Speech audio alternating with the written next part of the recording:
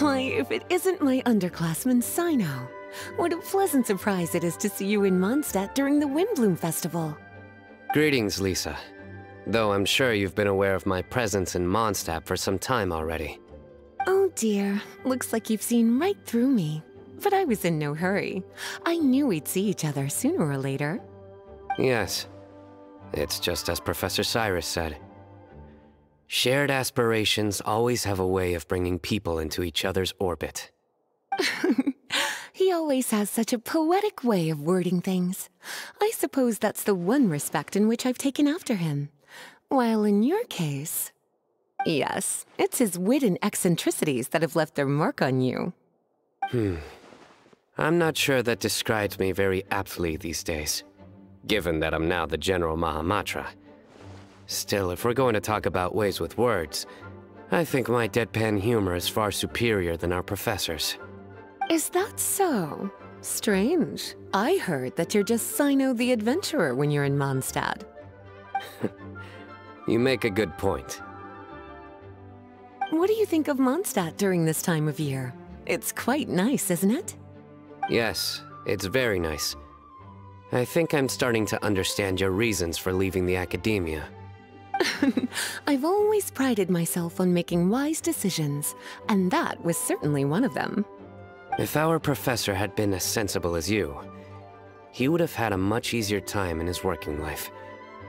Being stubborn doesn't help anybody. Well, if even you feel comfortable criticizing him now that he's retired, it really goes to show how much he's changed. Stubbornness is an all-too-common vice among scholars. I hope that never rubs off on you. I'm always happy to see you visit Mondstadt and experience the feeling of freedom for yourself. I heard the latest news about Kale, too. No doubt the traumas of her childhood will persist for a while to come. But I have to say, she appears to be doing quite better this time than on previous visits. I suppose you're something of a mentor to her, aren't you? Now that I think about it, the two of you aren't so dissimilar.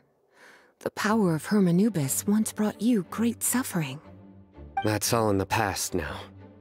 Besides, Professor thankfully didn't treat me like a test subject for the priest's power like the higher-ups had hoped, even though I was a desert dweller. Instead, he gave me the tools I needed to lead the life I have today. He adopted me, educated me, taught me how to fit into society.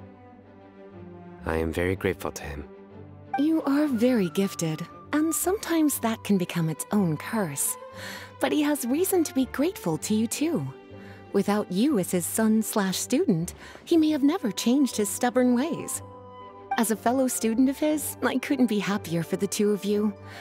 Well, look at how quickly this developed from small talk to a deep and serious conversation. That's one thing I do miss about my academia days. By virtue of being another of his students, you were as much a part of Professor's family as I. It's perfectly natural for a daughter to inherit her father's conversation style. If you say so. I suppose that means I get to call you baby brother from now on. I'd rather you didn't. Yes, there's the baby brother I remember.